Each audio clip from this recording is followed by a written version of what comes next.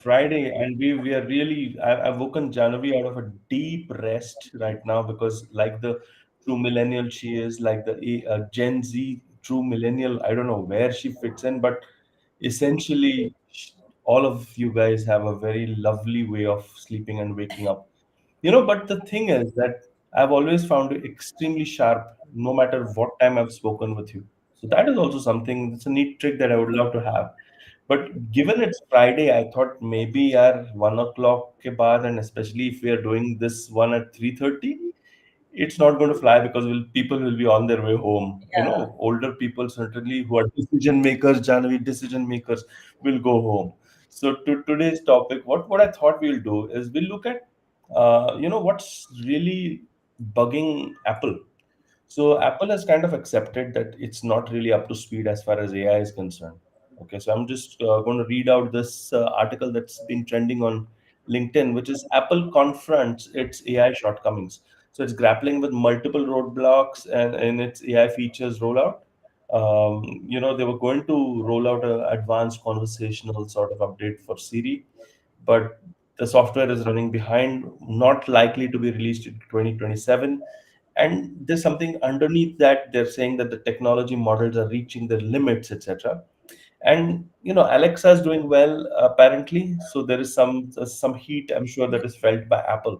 So that's the setup of today's conversation, and we're trying to figure out, okay, what exactly is going on with Apple, right? Why is Apple the way it is, and what lies in store? So, Janavi, over to you. I hope you're awake. Yeah. Now I am listening to the topic. Yeah. Yeah. So I think Okay. one of the major problems with Apple is it has always thought of itself as a hardware company, and that is one of the Hmm. reasons it is very slow to pivot. Right from the time of when Steve Jobs came back, when Steve Jobs was ousted from the Yeah. company, there was the only say this constant denomination for all of the times that Apple has been through the different revolutionary eras has been that Apple has never manifested itself as somebody who can move fast. It has never seen itself as a company Yeah. who keeps up with the time. It has always been a laggard, and somewhere this kind of worked for Apple because it never had to worry about the first mover's disadvantage.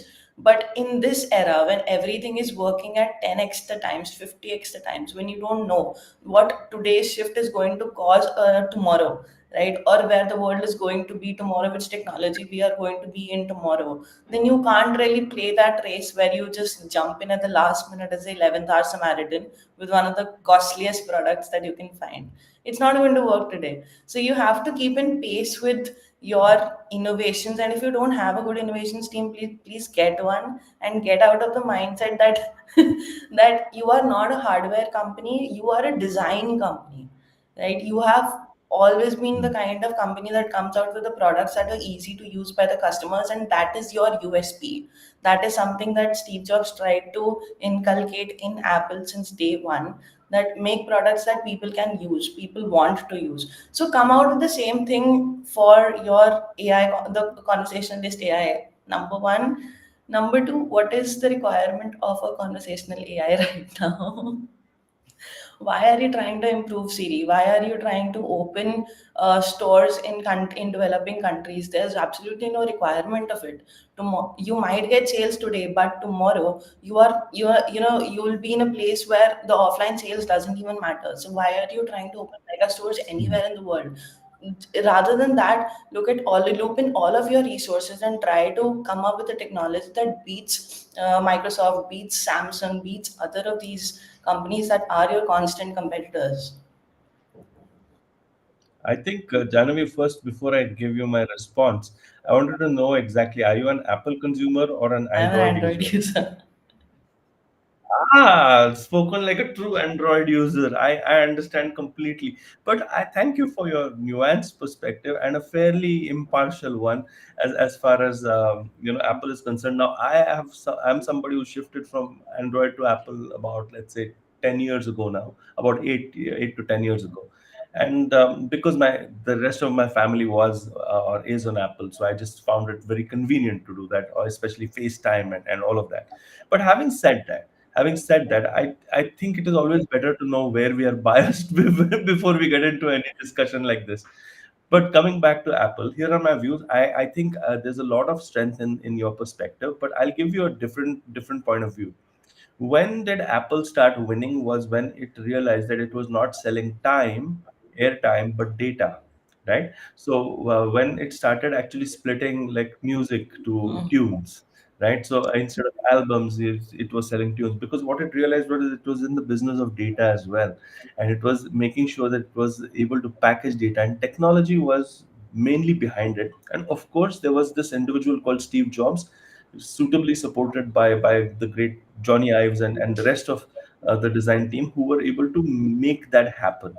Now, the thing that I wanted to maybe point out over here is, if I look at where Apple is going wrong, is after Steve Jobs, they've just Yeah, frozen. So my perspective is that they're sitting on a pile of cash. Apple there ever was, and yeah. what happened with Steve Jobs? He stopped, and I haven't seen a single good innovation, even if it comes later downstream, as you said correctly. Even if it comes later downstream, I haven't seen any really good ones. I mean, the Apple Watch. I'm wearing a Garmin right now, beginner Garmin, by the way, and it's I'm probably way better than any Apple Watch. And I'm looking at various Apple incremental innovation things on the iPhone. I don't see any breakthrough disruptions happening, Yeah. because the perspective that Jobs brought to the table was the pivot, right? So from time to data, or from hardware to UX, or from hardware to design, as you said, is something which is reflective of the leadership that's happening. So if I have to now connect it back to leadership, Tim Cook, nice person, he was a CFO, which meant that he understands cash management. So if I understand cash management, they're doing really well, right? So they're sitting on a pile of cash, and the rest of it. So the financial stuff is happening, innovation completely missing in Apple. So I don't see that as only something to do with their lack of understanding of a new technology. I think it's the lack of leadership in this case. Yeah, and I think that ties in well with one of the talks that we had done earlier about how, because of the board of directors and everything, the Yeah. CXOs are under fire, and they Yes. are really afraid of taking risks at this Yes. point.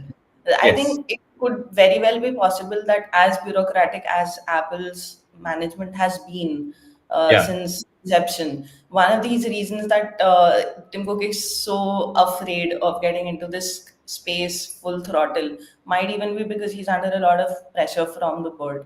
No, here's the But interesting thing, yeah, right? Sorry, I'll let you complete that. But I'm just please. adding to what you're saying. Yeah, If I look at Tim Cook, he's an employee. If I look at Steve Jobs, he's a founder. he's a So founder. that makes all the difference. True. True. Sorry, It I is his interrupted. baby, and Yeah, that might be what gave him the passion to keep coming back even after he had been yeah, ousted. That's true. yeah. No other CXOs would have the either the passion or even the leverage to do that. To be honest. Exactly, exactly. But what were you saying? I interrupted But you. what I was saying was that even if you are really scared of any kind of change that is Yeah. going to happen, right? Understand that if you don't do it today, 5 years from now, you might not exist. This Yes. happened with all of the big companies. You can't just say that happened to the BlackBerry. You made it happen to BlackBerry. Exactly. And why aren't you learning, right? Why are you not learning from what you have done? What is your playbook? Please, somebody else is going to do the same play with you. Yeah, exactly. It's already a 70% dominant Android market. Why do you want to, Ah, so and they have. the Android fangirl gets in the last word here, like some odd 70% thing that she's saying.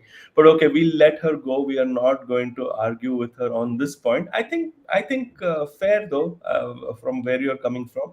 I do hope Apple gets its act together. I do hope that they are in the business of seriously competing with innovation rather than just cash management. That's what I think should be the case. But thank And you so much. hopefully they have a card they haven't shown yet. So, and as Apple always had, so fingers crossed. I don't know. I'm not so sure anymore. I haven't seen that happen for some time. So I Yeah. would really be surprised. I haven't seen anything really amazing. with uh, but thank you for your belief in Apple, even though you're you're an Android person. And I think we should let people go because 10 minutes, it's bloody Friday.